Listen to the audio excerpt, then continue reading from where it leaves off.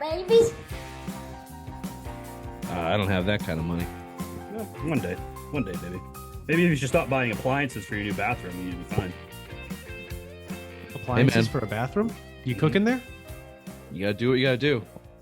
I put a microwave in the shower. You should put a toaster in the bathtub while you fill it up. Yeah. Wow, Ray's coming in with violence today. Sorry. Guy misses one cordy cord and he's all fucking frazzled and pissed. I'm sorry. I didn't mean it. And it's okay. Why don't we start the show? We can get our anger out that way. We'll do some opening takes on the Simple Mind Sports Show, latest and greatest on the New England sports scene. Bobby, let's start with you. We'll start on I'm assuming a positive note with the Celtics after their latest victory against the Heat. But, who knows? Maybe you can go take a different direction. It would be difficult to find something negative to say about the Celtics right now. Can I go? Maybe a month ago or two.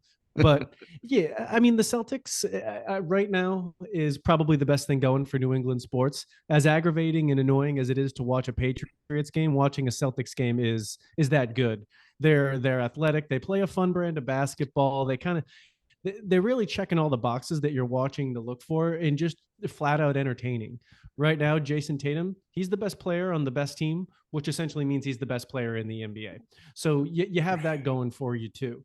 And probably we have another player coming back in Robert Williams who will add the physical defensive element that probably the team's missing. It'll be a big coaching adjustment for Mazzulla to see if he can work that in properly. Obviously, he's figured out what to do right now, but it is an excellent time to be watching the Celtics. And just above all, they're just entertaining and just fun to watch, which is the opposite of a Patriots game. That was extremely positive. Let me just throw one kink into it. 2 words. That's all I need. Ray might be able to. Marcus Smart. Marcus Smart. That's it. That's all I need to throw. I'll get to it. I have a Marcus Smart thought on that, but most of what you said is accurate, Bobby. I did have a couple bones to pick on that game against Miami, but we can also get to that too. We'll be talking about the Celtics today. Raymond, you have a Patriots thought, I assume. I think we're just for this opening take, we're just going to take it a waterfall effect from most positive to least, and I think the Patriots are going to fall in the middle here. Well, I'll end it, but why don't you go ahead, Ray, with your Patriots thoughts? Okay, thank you, Richard. I disagree with your waterfall effect, but there's a glimmer of hope. For 3 years, we've been miserable Patriots fans with mediocre quarterback play from Cam Newton to Mac Jones. God damn it. I didn't know you were going to go this way. But now Jeff Howe is reporting there's a glimmer of hope that our son might be returning. TB12 might be returning home with a reunion of Bill Belichick. Until he signs on the dotted line with either the Bucs or another team, there's hope that he's coming back. And that puts a smile on my face and makes me a happy Patriots fan once again. And just so we're clear, Brady in, Ray in. Giselle in. Ray out. Ray out. Got it. Okay. So if Brady can mend his football relationship with Belichick, you're all for it. But if that includes mending his personal fuck that, then see you later. Okay. Bye-bye. Got it. Got it. Perfect. Yep. Nope. I didn't. I thought you might have something actually interesting to say, but yeah, we can talk about the Brady thing. It's in there. That's very interesting to talk about. We can get to it. Could be the beginning of the end for Mac. This is what both of you. God, I just hope the last part happens. Fuck Brady. I just want the other thing. What did you say, Bobby? You'd love to be the person to tell Mac it's coming. Correct. I would love to be that guy.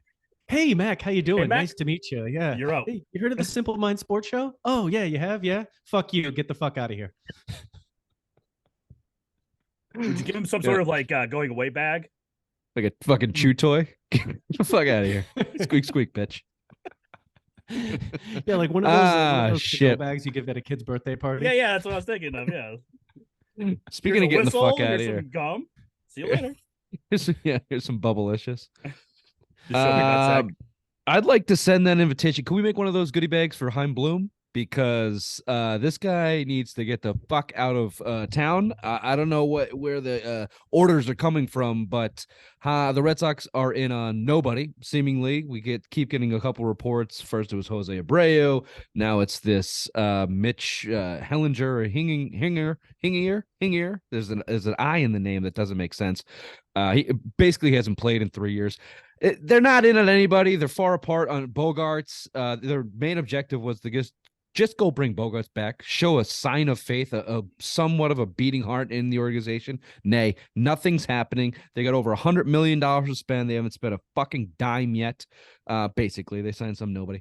And it's the same. It's the same thing. I don't know if it's because he can't do it or if they're sticking to the same plan that they said they were 3 years ago. Either way, it's not the right move now. It's not the right move now. You finished in last place. Your team sucks. And if you brought Bogarts back, you would have been marginally the same team, probably a little worse anyway. Never mind buying and signing some of the best free agents out there. They haven't done shit and doesn't look like they're going to do shit. Looks like they're going to continue to go with the Tampa Bay method.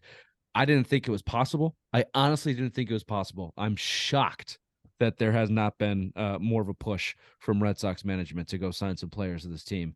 And it's pathetic. It's disgusting. They've dropped to the bottom of popularity in Boston by a massive margin with what the Bruins are doing, and the Celtics and Patriots are always, popular in town with the way that the Celtics are playing, and Patriots to the Patriots. NFL is what it is.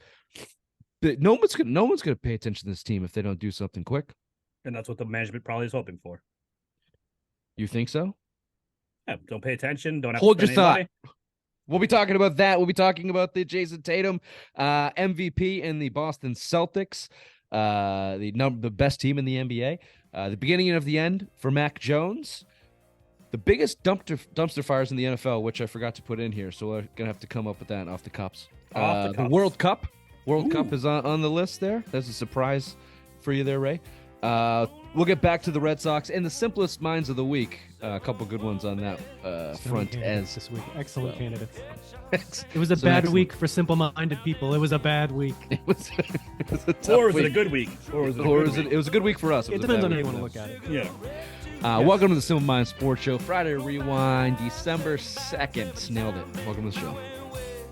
I got something troubling on my mind. I got something troubling on my mind. I got something loaded inside. If you're watching on YouTube, you're welcome. If you're listening on iHeartRadio, we are the number one New England sports show on iHeart. So someone said at one point in time. On iTunes, we're definitely the self-proclaimed number one New England sports show. So kudos. The climbing. Yep. Climbing.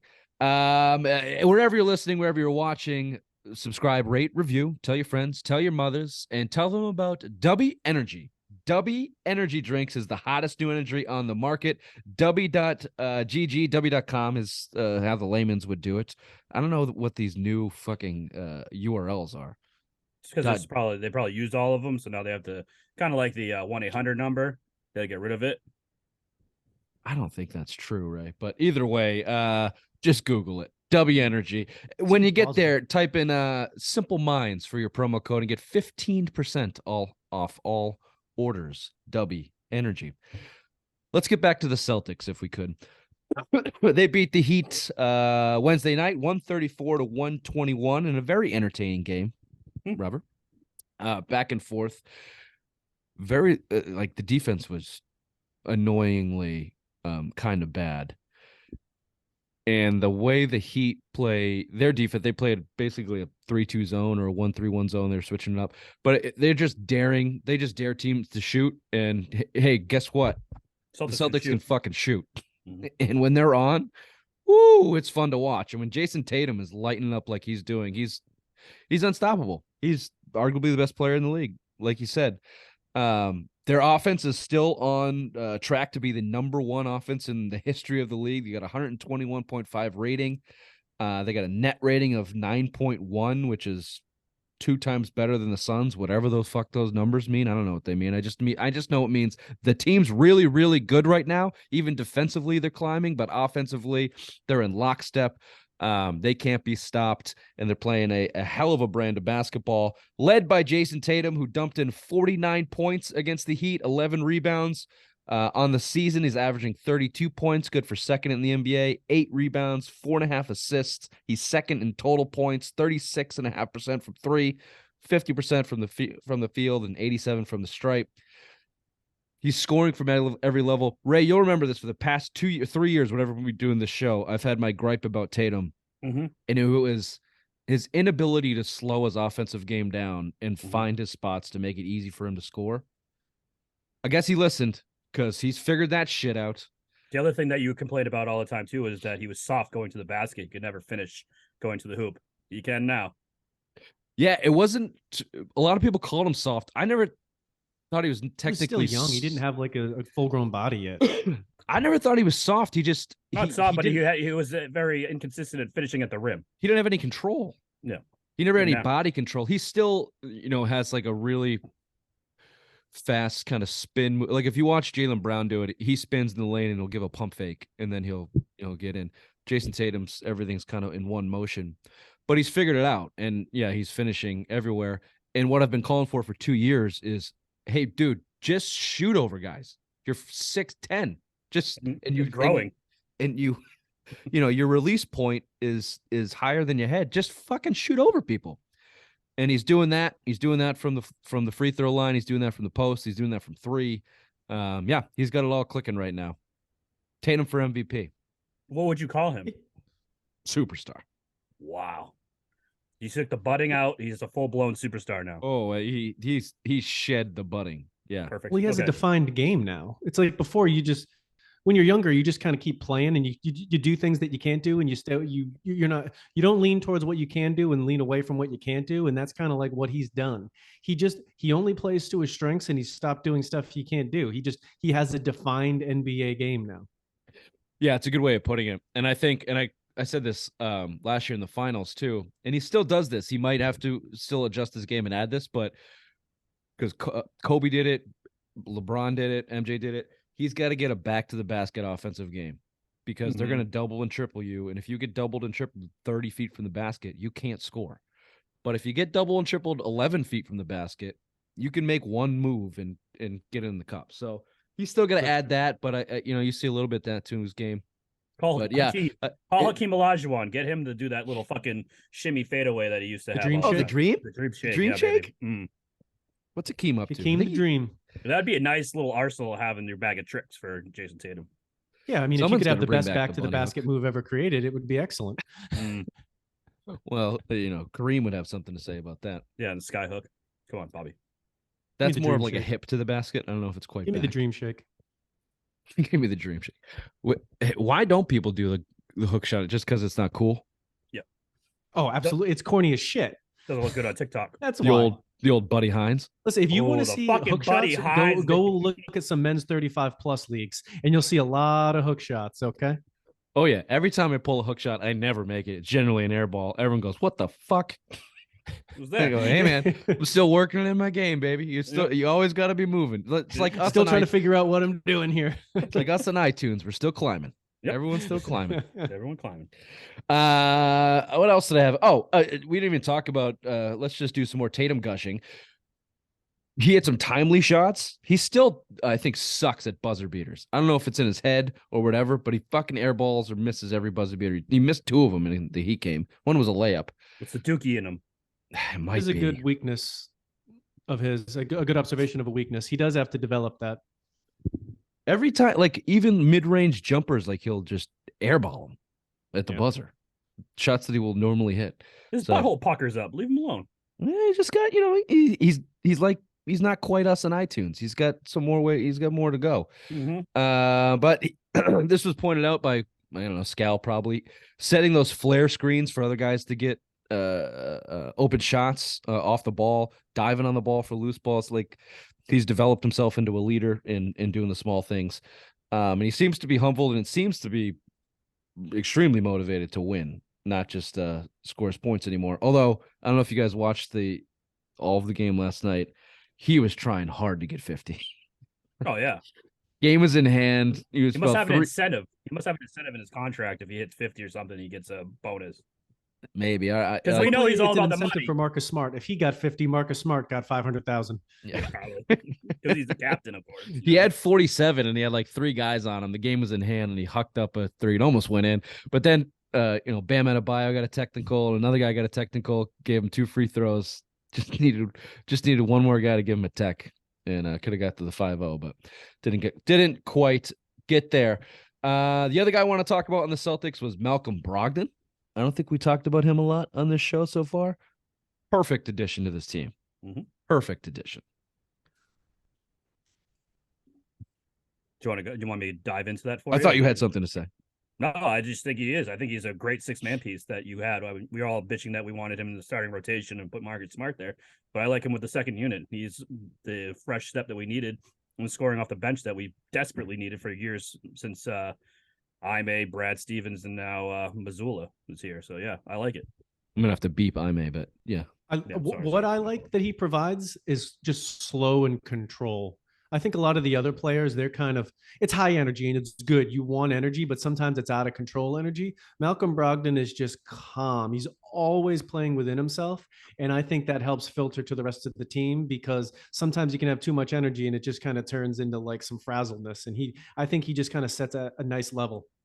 Yeah, there was a play last night that the Heat continued to make runs and continued to make runs. And I thought it was a perfect example of what, crushed the Celtics last year. Even in the playoff series that they won, it was a point where they would normally break, where the Heat had tied it or a couple points down, and the Celtics were on offense and they were getting pressured. The ball was on the 3-point line, and like they were trying to still run their offense, where clearly the Heat had their number. They knew what they were doing, and they're still trying to get through the motions. And Malcolm Brogdon was like, just waiting. He's like, get me the ball. I know exactly what to do. And he just found a little pocket, a little hole, and got a nice little layup. It's something that I see Marcus Smart try to do from time to time. He's just not good enough to accomplish it. I was going to say, he's like Marcus Smart, but like he can score. Right. Like Marcus Smart knows when the offense isn't quite working and he tries to break away from it. He's just not good enough, and he does it too much. Brogdon has the ability to actually do it offensively. And yeah, but to Bobby's point, does it very calmly, nonchalantly, just like, all right, just get the fuck out of the way for a second. Let me just calm you down. I'm just going to go put 2 points in. You don't need a 3. You don't need a dagger. We don't need to prove anything. Let's just keep putting points on the board so it makes it harder for them to win, right? It's kind of like the football thing where he keeps you on schedule. That's kind of like how he's keeping the basketball game on schedule. Yeah, I like Brogdon. Also, timely shots, hit some big threes. If you listen to any of them, at any point in time he's talked, he's just steady, calm. He talked about Tatum last night and how humble he is, and how it just seems like they got a really good locker room going on, and Brogdon's a big part of that. Blake no Griffin, one's fucking anyone's wife, so that's why. Not that we know of. Not that we know of. Not that we know of. Assuming. Don't rule it out, Raymond. Yeah, Blake Griffin had a huge night the night before. A couple dunks, and people have been speaking highly of his locker room presence, and diving on the floor and shit. So yeah, just a lot of things going on. I think a big part is, you talk to any of them, especially Brogdon, new coming in, a clear perspective of 2 other teams in the NBA. He said this to one of the reporters a couple of days ago, just letting the locker room know how good they have it and how good the situation is in Boston, and basically like, stop being assholes. Let's take advantage of this. And I think they clearly have made it Jayson Tatum and Jaylen Brown's team, and people have fallen in line accordingly, including, for now, Marcus Smart. No, there's something in there. I won't take the cheese. I won't take the cheese. There's something in there. There's no fucking. The Jays are basically saying, yeah, it's the 3 of ours. We're all 3 of us. It's our team. The next time he gets disrespected as the DPOY, he's gonna fucking go ham. Self-proclaimed DPOY. He's playing well. Averages 7.5 assists, 11.5 points. Had some bad turnovers against the Heat, but see how it is in the playoffs. Because remember the playoffs, a couple of those series, the Bucks series was one. He was just erratic, and they had to actually bench him in the 4th quarter. So let's see what happens. Look, none of this matters until they get to the playoffs. Yeah, I think Jayson Tatum's a lock to be pretty spectacular all season, but everything else is a big question mark until you get to the playoffs, until you get pressed, including Rob Williams, who, great segue. Maybe I'll beat this, Bobby, so we don't get the backlash from the DPOY, but he is not the DPOY without Time Lord back there blocking all the shots that people get by him. He anchors it. He's the anchor. How can you be a defensive player of the year as a guard on a team that switches every single time? Every single man. He dives and flops. He doesn't guard any. He doesn't guard the ball. Nobody guards the ball because they just switch all the time. Mhm. I never quite understood that. And like you go and the supporters will say, well, on 5 possessions, he held Steph Curry to 0 points on 3 shots. But it's like Steph Curry went for 46. Isn't the point of having a guy like he's guarding him? He's not in a shooting position. Right, like he chases him down the baseline until he hands him off to 2 other guys, then he hits a 3. I never understood that. And when also essentially that like the paint is out of order, as in like you can't go down that way if you're Steph Curry because there's nothing you can do because you have essentially one of the better defensive players in the league there that's just going to stop it. So it's not like an apple to apple thing. No, yeah, and I thought his defense has sucked this season watching him play, but we'll beep that. Speaking of the actual DPOY, Robert Williams seen practicing or scrimmaging, if you would, lately around team facilities. Not going to take the cheese on him either, but I will take a 6-month bill of health for a championship, and then I would like to see him shipped out the door. I'm confused. Is the Celtics training staff just completely inept to like give a correct diagnosis? First it was he's not coming back till February, and now they're saying, oh yeah, Christmas. That's a month and a half, 2 months of misdiagnosis. They originally said 4 weeks. That's what I'm saying. It's like the Celtics training staff's all over the place. They've been this way since. It's best not to nail yourself down to one thing. That way you can't ever be wrong. It's taking the weatherman approach. Okay, just give probabilities, and you're always good. Yeah, they don't owe us anything. They don't owe us an actual. I was gonna say something, but I probably got beeped, so I was gonna say it. Give it a shot. I'm curious. What is it? Yeah, go for it. Like every time I have sex with my wife, and I say next time I'll have you'll have an orgasm. You know, that's one of those things like that. You know, there's always that promise. Maybe next time. The Celtics, the Celtics health staff is as reliable as your dick game, is what you're saying. Yeah, and it also happens about yearly as well. So I think a lot of it line up. Yeah. Yes. Yeah. No, that adds up. No. Yeah. Perfect. All right. Good. That plays. Perfect. Final point on the Celtics. Al Horford is staying in Boston, retiring a Celtic, signed a 2-year extension for $20 million total. That's $20 million total for. Oh, so it's 10 and 10. That's how math works. Mm-hmm. We'll see how the incentives look like that too. Good. Belongs in Udonis Boston. has him of the Celtics. He's a good anchor. He works here. He works here well. He works for this team. Philadelphia was not good. Oklahoma City treated him like shit. Boston's the way to be. Welcome, Al. And enjoy your retirement in Nantucket. All right, let's throw it over to headlines with unless anyone has any parting Celtics thoughts.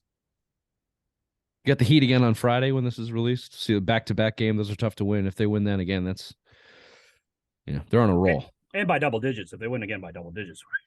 134 points. The Heat had only allowed 120 once this season, and that was it. So 134. Good. All right. Headlines with the obvious one. Thank you there, Richard. In one of the biggest upsets of November, I only had 2 helpings of Thanksgiving dinner. However, I did save room. Yep. However, I did save room for dessert. So there's that.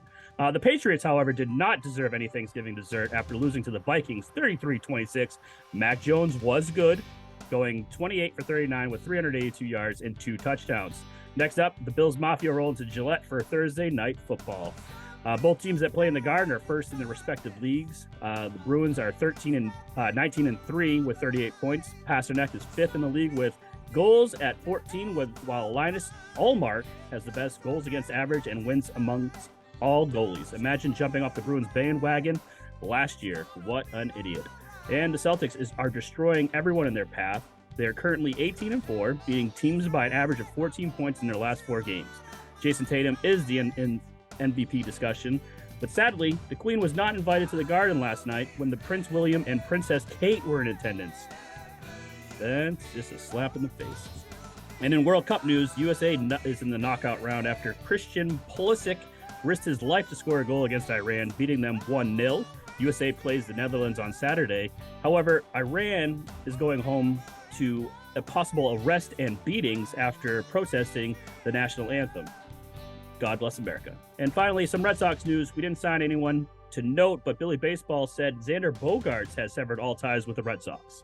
This has been Headlines with the Obvious One. Back to you, Richard.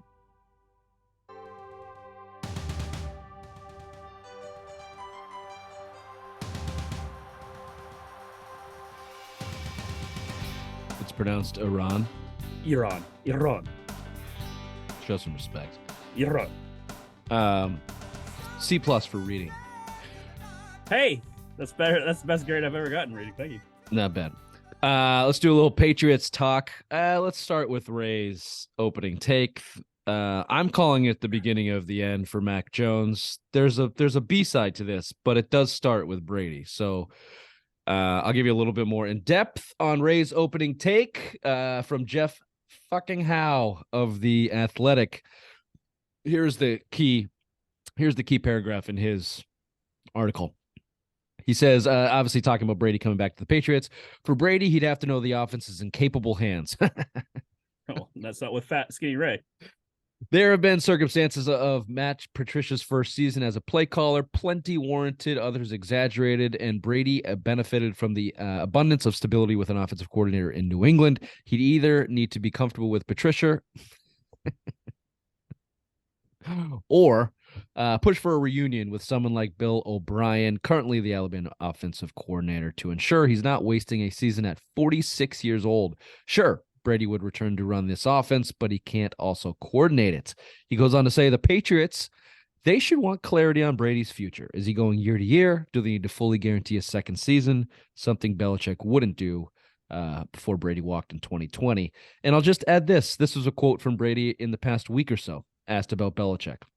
Quote, what an amazing coach he is and how he prepares the team to win. He's done it year in and year out. He's 22 wins away from an amazing milestone, Brady said. I have no doubt he's going to get it. I watch that team every week. Hear that? He watches them every week. I'm impressed by how they prepare and the accountability the organization has. It always starts at the top. End quote. And I'll just add this and give your thoughts on the beginning of the end for Mac. We had the report. I got it from you, Ray. I assume you got it from somebody with actual credentials. Tim Hasselbeck. Tim Hasselbeck says there is some major conflict going on in the Patriots offensive locker room. Big names are quote unquote done with the offensive coaches, including Mac Jones, David Andrews, your captain, I believe. Mm-hmm. Hunter Henry. Thank you. Hunter Henry, Kendrick Bourne, Jacoby Myers, Nelson Aguilar. So basically your entire pass catching core, your quarterback, and the leader of your offense has said, fuck Matt Patricia. We're done with this guy. And on the heels of that, you've got rumors of Brady coming back to town. It's not your zappy wet dream, Bobby, but there is a Mac exodus on the horizon potentially. Yeah. First of all, Brady lied. He couldn't name one single player that he didn't already play. Uh-oh. Oh, Bobby Bland didn't pay his bill. Maybe you should have put that on the fucking errand list. If Mac Jones finds his way out and is replaced by Tom Brady, I mean, that's fantastic. Nothing would make me happier than to see that with him with that little sulk. When he finds out that happened. I mean, of course, I'm on board. Whether he wants to come for a year, 2 years, whatever it is, give it to him, and we can run it back. I mean, I'm all in. These rumors, if they are, I don't know if there's any truth to it.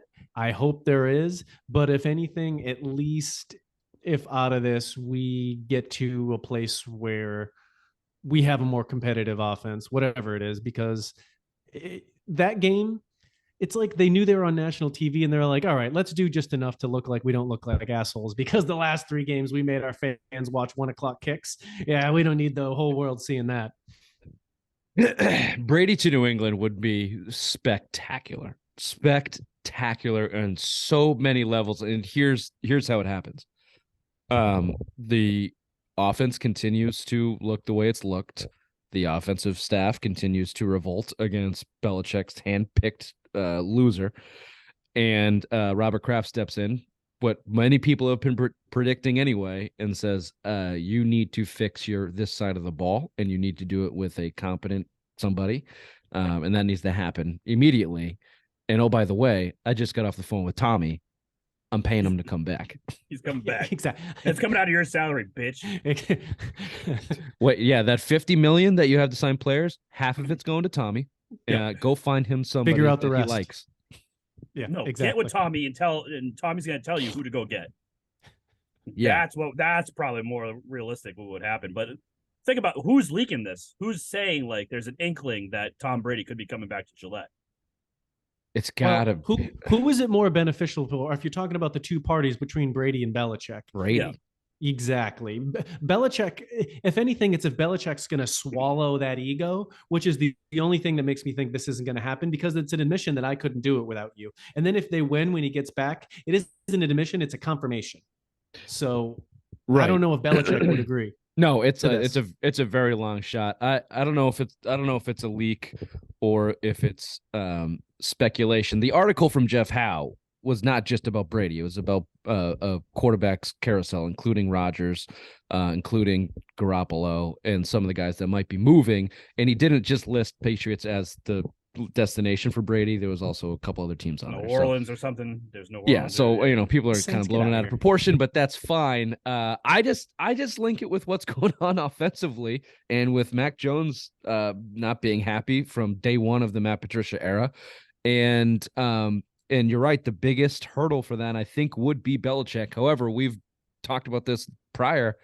I don't know what his leverage is. He needs 22 wins for Shula. Is he going to go start somewhere else to do it just because he doesn't want to coach Brady, because he doesn't want somebody to say you couldn't do it without Brady, because he couldn't do it without Brady? Like, just go get your fucking wins, dude. They won't. So what? Remember after the Tampa Bay game up here that he had a long conversation with Brady after the game. Maybe they amended 23 minutes. Yeah, so maybe they amended everything, and now they're both can. It's like think of it as like a band, like they go their separate ways. One guy goes off, has an amazing career, has the platinum records, while the other guy's over here trying to make a living still. Put them back together, you're going to make beautiful music together. So why don't you just fucking do it? Yeah, it isn't even like a thing that shouldn't be admitted. The players win the games. Belichick says that every time when he's getting heaped with praise after Super Bowl wins. He does always say it's the players that win the games. And there isn't a coach alive that's going to win without a quarterback. You can't do it. You can't win without a great quarterback. You look at all the Super Bowls, it's an absolute outlier if there isn't a great quarterback. So it would just be his ego that gets in the way. Yeah, but Belichick's an absolute liar when he says that. That's the one difference. Yeah, it's the public image persona that would stop that from happening. But if all goes to Shit's Creek here, down the stretch for the Patriots, that becomes more and more likely. Speaking of that, going back to last week, the Thanksgiving game, I know this will be released after the Bills game, so we may have some more Shit's Creek to talk about, but this is what happens when they play Thursday night games and 4 primetime games in a row. Thanks, Bullshit. NFL. That loss against Minnesota, take it wherever you want. We don't have time to dive too far into it, and it was a week ago, but I think it came down to 3 plays. It came down to at the least of which was the Hunter Henry touchdown reversal, which we can talk about if you want to, but that was 4 points off the board. It was a momentum swing. I give it that one. The touchdown, the 98-yard touchdown return on special teams that Minnesota had after the Patriots took a 23-16 lead. Terrible. And then the roughing the kicker, Pierre Strong, that extended the game-winning drive for Minnesota. That game, if you add the what ifs and the buts that I just named, that's a 33-19 game. Patriots win. That's what that is. And mistakes, 8 penalties again. A silent offense in the fourth quarter. A defense that I think everyone thought would be able to at least slow down Justin Jefferson completely failed on that front. I don't know. The offense showed some life, but it feels like everybody came out of that game feeling worse when it was one of the better games, at least offensively, they've played in over a month. But everything you hear about, everything you read, everyone talks, like they feel bad. Probably because they threw another win away. That's give Minnesota Green Bay probably should have beat the Bears. You just completely fucking blew it. I think there's another one I'm missing that they pissed a win away. You're talking at least 2 or 3 wins that you could have had, and your margin of error is just too slim to fuck up Miami. as much as they did. Could have won in Miami. Your It's a thoughts? sign of a bad team. When you have all these ifs and buts, good teams don't have ifs and buts. And if they make mistakes, they make plays to win the games. And the Patriots just don't do that. And this is what they've been for 2 years, which is just an average to a bad team.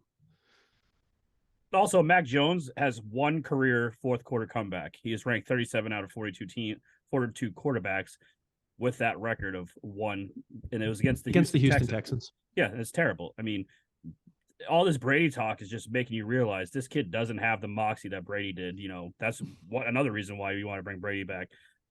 He can't lead a team. You went into Alabama when you had all the best of the best, and now you're in the NFL and you can't work with what you got here. See you the fuck later, Mac. I'm done.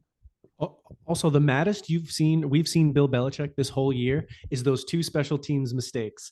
He was yelling and screaming at Pierre Strong, and he was pissed about that touchdown return. Every other dumbass thing the Patriots have done all year, he just stands there with that blank look. He just literally gets his rocks off on special teams. It is all he cares about. He writes down the mistakes in the little pad that he has. Kyle Duggar was held on that return, but still, yeah, you can't let that happen. And he let Pierre Strong have it on that fucking block. Look, Mac Jones throws for almost 400 yards, 2 touchdowns, look pretty good. And every single week we belabor how bad Matt Patricia is. I'm not going to quit on Mac Jones. You tell me Brady wants to come in, I'll take him over Mac Jones just for the sheer story and what it would look like. And if you put Brady on this team, they're probably leading the division right now. Mm-hmm. So, yeah, it's Tom fucking Brady, of course. But I'm not saying Mac Jones is nothing. Like, he was a rookie last year. He's had a shit deal this year. He had a good game. He had some fucking dimes. And on the game-winning drive, the first play, Trent Brown decides to be a dolphin and dive into the fucking ground. That was what was he even trying? He didn't even want him to do. And then the big play, Nelson Aguilar doesn't run his route. He just stopped running. Mac put it in the perfect spot. Like, so I'm not gonna, it's very easy to shit on the quarterback, and he hasn't been perfect. But go look at all the other second-year quarterbacks in the league. How good are you in your second year, actually? And how protected was he last year? Right now. So I don't think it's on. I think they got a lot of problems. I'd put Mac. Just go back to last week, the definitive list of why the offense sucks. Mac was pretty far down the list. I don't remember exactly where, but I had him down there. I think last. How about Julian Edelman's knees? How about Sounds of Silence? What happened to him? Sounds of Silence was clanging on the fucking pots and pans this week, wasn't he? 2 face masks did he have? Mm-hmm. That part was bad. They didn't do him any favors in how they planned that game, but I mean, yeah, you can't be grabbing face masks. But look. Love you, Devin McCourty. 200 game coming up, as Robert Kraft gave him a fucking plaque for. I guess we're doing that now in New England. But I don't know if that's the guy you can use for bracket coverage with Jonathan Jones and Devin McCourty on the best wide receiver in football. That's when Jalen Mills would be perfect back there. Jalen Mills would be the perfect safety back there to do the bracket coverage. Yeah, you got to get faster. You got to get better. You need number 1 cornerback, like I've been saying all season. And Devin McCourty, sorry, you got to old yeller this bitch. Like, it's time. It's time to go. It's time to go behind the shit, buddy. That's it. That's it. Yeah. Sorry, buddy. That's the way it is. Put him out to pasture. Send him on out to the pasture. The defense. Where was Judon? I heard Bedard say he had a great game, but no sacks, no pressure. This coming off a Vikings performance against the Cowboys where Kirk Cousins was sacked 6 times, I believe. Mm-hmm. Cowboys at that point were number 1 defense in the NFL. Patriots were number 2, right behind them. Judon leads the NFL in sacks. They were missing their left tackle, and not a peep out of them in terms of getting their hands on Cousins. Did they get exposed? I guess is my biggest question. Did the defense get exposed as a mediocre to poor defense? Let's call it what it is. Like it happened last 4 or 5 weeks of last year. They just completely shit the bed. Yeah, I mean, I wouldn't call it exposing just because I personally just, they were playing bad. When they play a bad team, they crush them. And when they play an average NFL offense above that, they give up points and the ball gets moved. So maybe nationally it is, but like I don't think that as people that watch every play that we were really surprised by what happened. But that being said, like you said, technically the defense did still put them in a position to win the game because you take some points off the board if things went their way. I was surprised they didn't sack Cousins more. I was surprised that the front seven didn't. They were just didn't get rid of that ball quick. 3-step drops, out, out, out. Yeah. What's the stat with Mac Jones when the defense lets up over 20 points? I don't think that he's won a game. I think it's like 1 or 2 games that he's won when the defense lets up 20. It's 24, I think, is the number where they're like It's 24. They're like Okay. winless. Yeah. But yeah, to Bobby's point, to my point earlier, the defense kind of basically gave up 19. If you take away the Pierre Strong, I mean, that was going to be a big turning point. You got to take away the return, the kick return. They didn't give up 33, certainly. So I think they're still fine. I think they're fine. I think they're fine. But they're a defense that you can win games with for sure. They're not bad. No, I think they're probably not bad at all. Still one of the best defenses in the league. Their secondary is susceptible to Got it, baby. excellent fucking wide receivers and good quarterbacks. He's everybody the one or in two the best NFL. receiver in the league. He's going to get his. Yeah. So if Judon can continue to stay healthy and not completely fall off, I think he'll still be a playmaker for him. So I give him a chance to still be a top defense. You said it perfectly. They give him a chance to win. What else can you ask for in this day and age in the NFL? I'll tell you what the Patriots could ask for: a little help around the NFL when it comes to playoff positioning. They didn't get any. You were sitting in the playoff position when the day started on Sunday, or I guess you weren't. I guess you fell out, didn't you, when you lost to the Vikings? Whatever. The Jets, Chargers, and Bengals were who you should have been watching, and all 3 of those teams won. All 3 of those teams, the Jets crushed Mike White. Mike White baby. pissed on Zach. Mike White's the What's his god. actions? Okay. Mike White is Mikey football. Okay. That's what he is. Yeah, he is. They crushed the Bears, but the Bengals and the Chargers had a chance to lose those games, which would have helped the Patriots out in playoff seeding.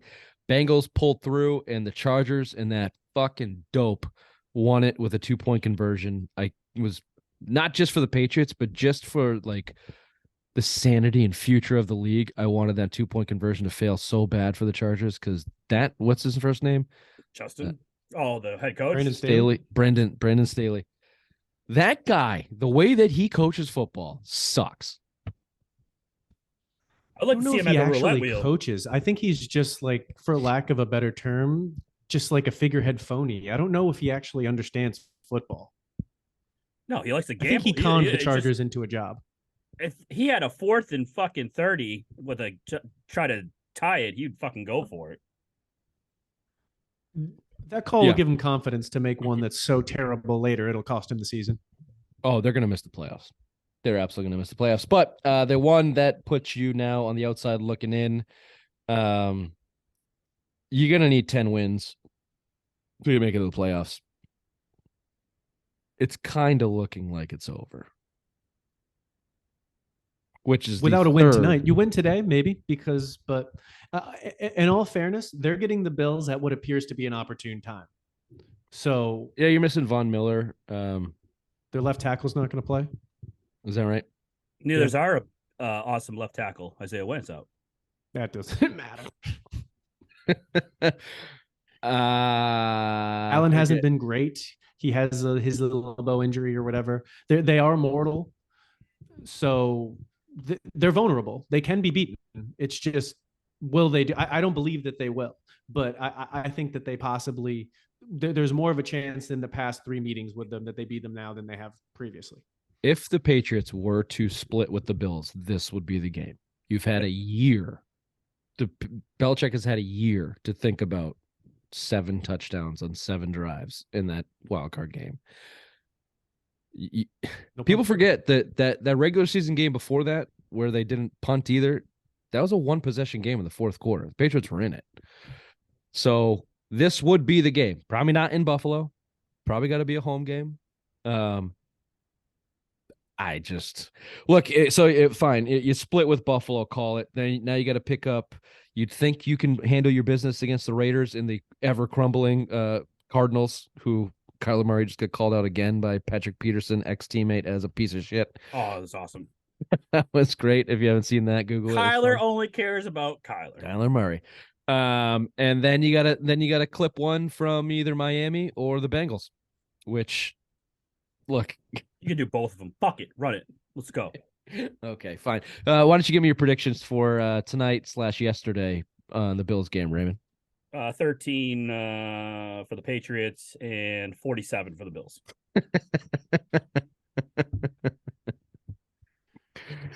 I'm not that far off. I was gonna go 16-37 Bills. Yeah, that was I enough would've to said- that was enough to send Raymond to the shitter. He got so I would've upset said he like shit his thir- pants. He had to walk away. 16-33, something like that. Yeah. I think you're looking at a couple Josh Allen. Over under rushing yards for Allen, 89. That's an excellent line there. That Yeah, is isn't a it? great line. I would probably go over. I'd go over. He's probably gonna have 2 25-yard runs. They've proven in no way, shape, or form that they can handle a running back that can run. And I just like, why wouldn't you do it?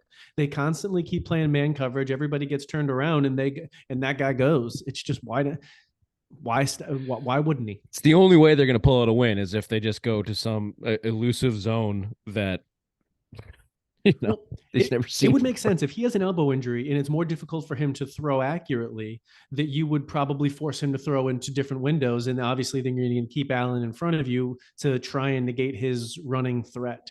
It just tactically makes more sense. Yeah, and considering who's it, Isaiah McKenzie that ran just sideways against it's him him, for yeah, like the tiny little 400 slot guy, yards yeah. to get 2 games before. Keep Diggs in front of you and don't let guys run away from you. Jonathan Jones didn't play in any of those games last year. He's back. Hopefully that helps. There's obviously the addition of Jack Jones. Maybe Marcus Jones plays some more on defense.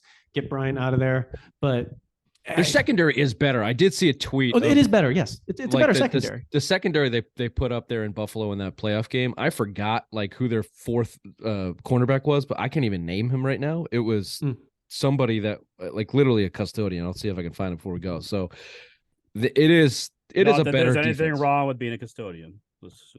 Unless you're trying to play cornerback in the NFL. There you go. We respect the mops. We don't want to get canceled. We'll do a quick break. Get an update on the World Cup.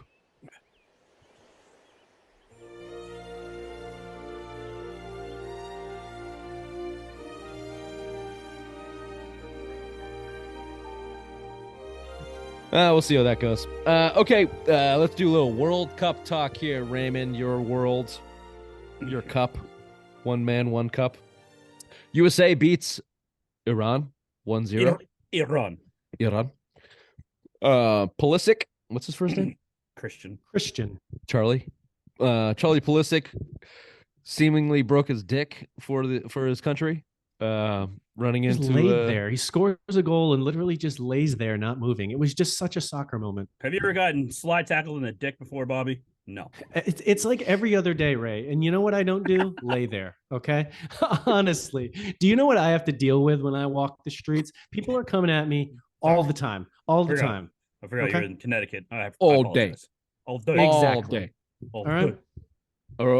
Officially reported as a cracked pelvis or a bruised pelvis. That's your mother. How she's been doing. Yeah, there you go. It was very soccer. Then he came back and played. And you would think the excitement of that goal would at least get him to like move an arm or crack a smile, but no, he just laid there writhing. He doesn't give a fuck. He sent a tweet out from a hospital bed after that. So that's how you know they're tough. Yeah. But regardless, they make it out of the group stage. Another prediction gone wrong for the Doughboy. USA to now play the Netherlands on Saturday. Any thoughts on the actual match on the old pitch there, Raymond? I'll give you my thoughts. They tried to blow that thing about 6 ways from fucking Sunday. Every time I thought that game was over, and it's a good thing the world hates Iran, and the refs do too, because there were a couple penalties in that box that they just let go. Not where they were. Not in that part of the world. They love Iran over there in Qatar. So those refs are lucky to be alive after That's that. that is actually a true geopolitical statement that you just said. What that was spot on. Well done. When it comes to racism, Ray is Spot on. Johnny on the spot.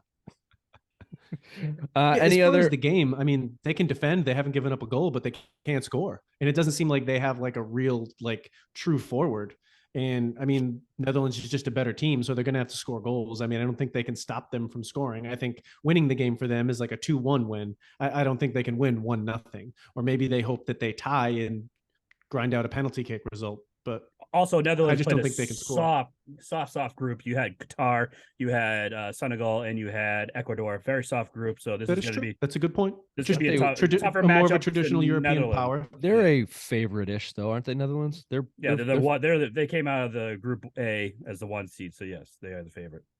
But even coming in before group, Netherlands are They're all right. They're like top 10. the last. They've been pretty good. Yeah, they're one of your traditional European soccer powers. Well, here's what I'll say. They are the Celtics of the previous 3 or 4 years. They don't know how to win. So Who's this? Who are you talking about? USA or Netherlands? USA. This was their first win since June. But they don't know how to. They don't know how to win. Exactly. It was like there's 2 minutes left, 3 minutes left, or whatever, even in stoppage time. And every time they get the ball, they punt it down to the end and then just watch them come back at them. Like they didn't know how to possess. I've watched enough soccer. You bring it to the corner like a pussy and just hold it there for as long as you can. How dare you? Like they couldn't even do that. They had some. Their work in the box is terrible. Oh God, is it bad? Like, wow, this is very nice to hear. It's so well. You make me soccer. watch this shit, and I'm looking at it, and I'm playing, and like I only watch it to be spiteful, you cunt. That's the only reason why you fucking watch. I do like sending tantalizing texts.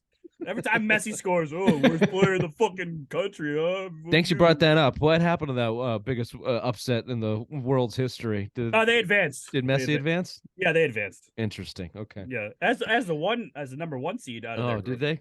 Yep. That's weird. Yeah. Weird. Okay, they'll be playing Messi, and Argentina will be moving on against Australia, I do believe, this weekend. And the USA will be playing the Netherlands at 10 a.m. Because we're the 2 seed out of the Group B, so we can't. Best part about all of this is I will be watching the shitty play in the box from the USA and texting Ray about it. But I'll also be drinking beers at 9 a.m. because it's a 10 a.m. start for the USA versus USA. The Netherlands on Saturday. So go boys in blue. And prayers up for Charlie Pulisic's dick. It's Christian, but it's all right. Great. Afternoon delight. Man, we're late. And we'll shit on the Red Sox, or maybe we'll just go simple. Fuck the Red Sox. Simple. Yeah, let's go simplest minds of the week. Are you stupid or something? I'm as stupid as stupid does. Okay, yeah.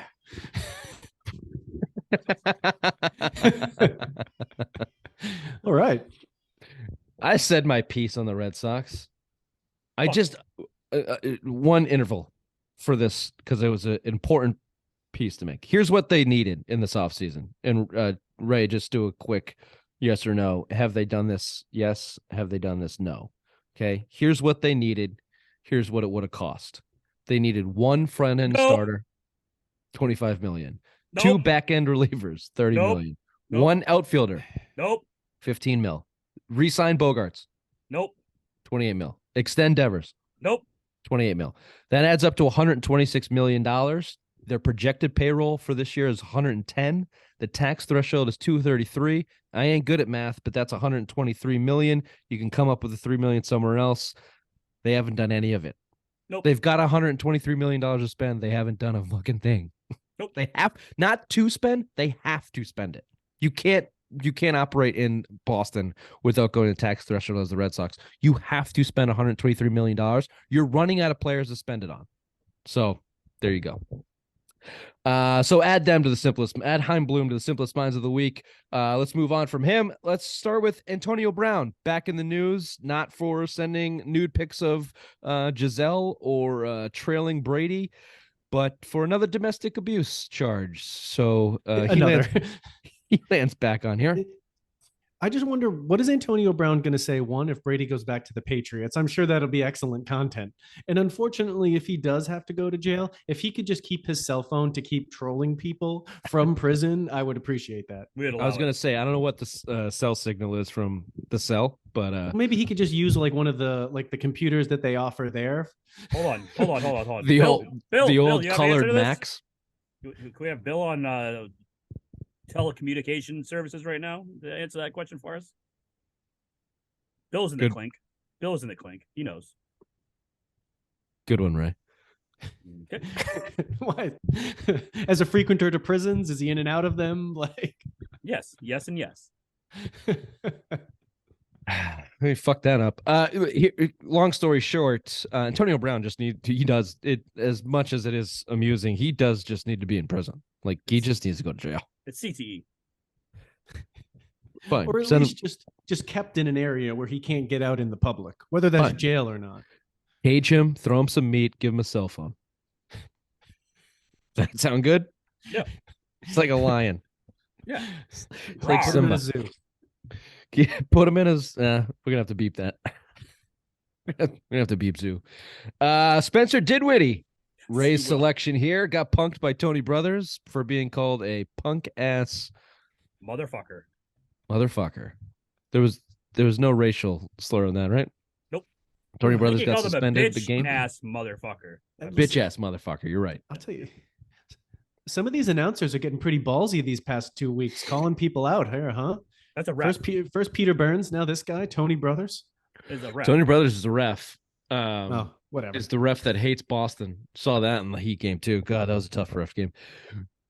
I don't remember why he called Spencer Dinwiddie a bitch ass motherfucker. He's a bitch. Does he need a reason? Yeah, no reason. No. Dinwiddie getting punked by Tony Brothers though that's a tough look. Let's just go to the simplest mind of the week here. Simplest mind of the week. I'm gonna need a little bit of help on the full fleshed details of this because I forget them.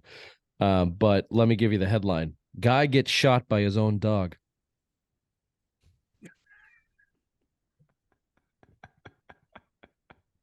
And I wonder dies. how the dog feels. And dies. Did he die? Yes. Yeah, dies. Man gets shot by own dog. That's the new dies. segment here. Simple minds, stupendous deaths. So basically, Bobby one-upped your fucking lava guy with this guy. Yeah. I think Bobby check and mate on you, Rich. Yeah. I mean, Any guy that has a dog, that dog is an asshole. A man's best friend goes out and fucking clacks your ass. Blows him away. You deserve to be the simplest mind of the week. I mean, this makes the Dick Cheney incident looks much better. Oh, absolutely. Much. That Like I dog said- had been planning that for a long time. Yep. He knows when he goes hunting that he leaves the gun loaded on the truck bed, so he was just fucking waiting. This piece of shit has been feeding me stale kibble for years. I'm tired of gravy. Oh, Bobby. Yeah, I thought I ruined a joke. Bobby ruined the joke. Well, there. yeah. Well, who do you have for your internet, Bobby? We'll beep it. Is it Comcast? Is it Xfinity. Yeah. Comcast ruined the joke. Mhm. Don't worry. I wrote it down so I won't forget. This has been the Simple Minds Sports Show, Friday Rewind, December 2nd. We'll see you next week. And prayers up for the Patriots tonight. Good night. Bye-bye. Close my eyes, say goodbye, 7 times, now we're west. I got something troubling on my mind. I got something troubling on my mind. I got something lonely side of side. I got something on my mind.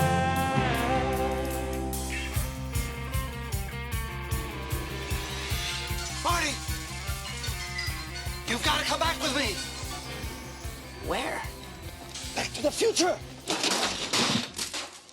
Hello, gentlemen. Hello?